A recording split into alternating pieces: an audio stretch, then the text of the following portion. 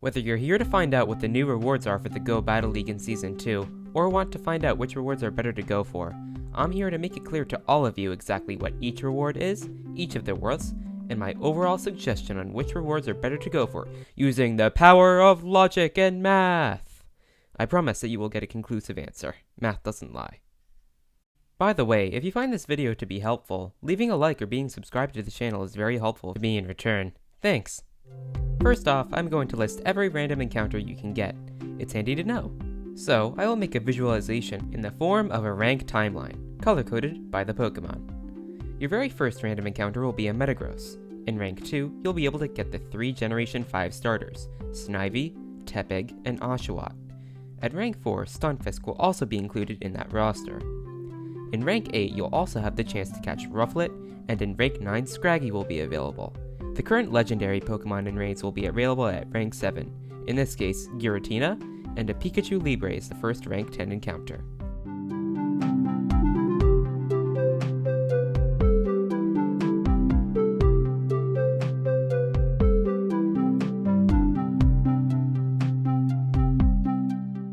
That's the timeline all done. If you want to, you can take a screenshot of this chart so you'll remember it later. Alright, now it's time for the logical breakdown of each reward. If you don't want to bother with logic and math, you can skip ahead to the timestamp on screen to head right to the summarization. Time for the breakdown. We will be building a table that will rank each reward. Each individual reward will be given a color in terms of which is better. Green means it is the better reward, yellow means it is a better reward in a specific scenario, orange means that it is the better reward on very rare occasions, and red means it is the inferior reward. We will also be keeping track of the total score. Green is worth 500 points, yellow is worth 300, orange is worth 150, and red is worth 50. We can't start yet though, because we still have to consider missing out on rewards because of losing. People are going to have good sets and bad sets. They're going to win and then lose.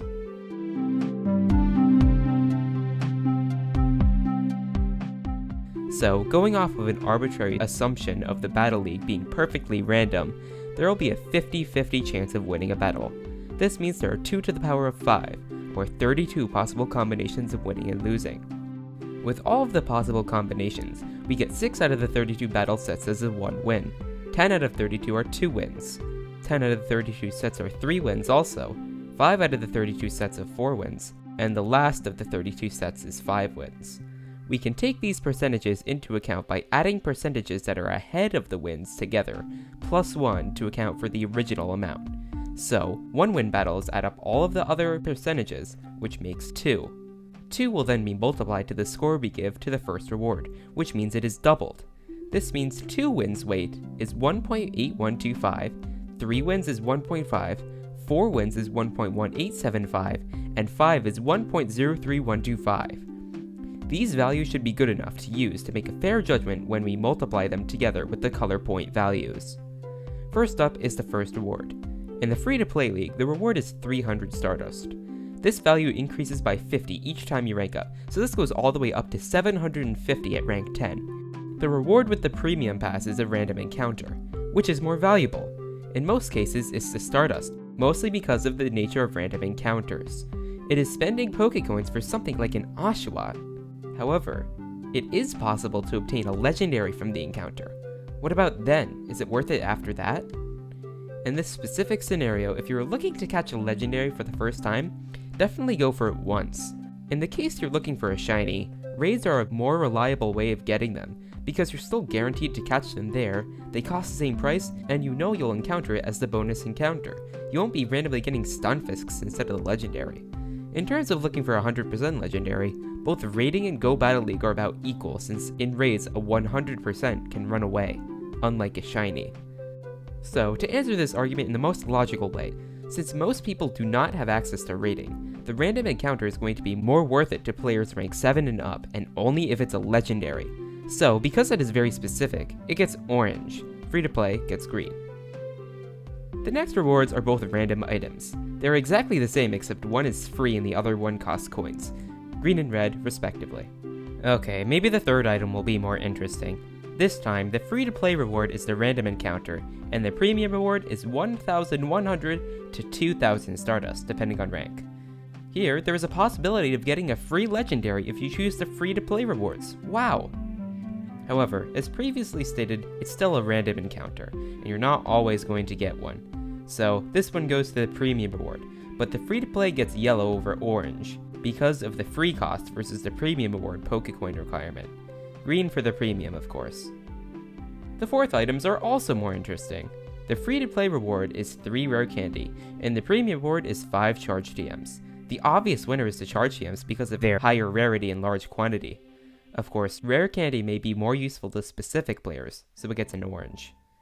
Alright, last item. The free-to-play reward is 600 to 1500 Stardust, and the premium reward is 8 rare candies. Without a doubt, the premium reward wins this one straight up, green and red.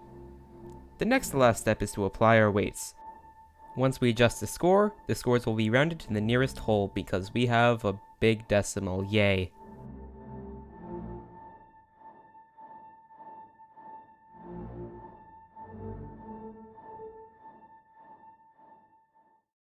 And finally, we add up our numbers to get the results of the free-to-play rewards as the overall superior choice. But wait, before you go, there is still more to be analyzed.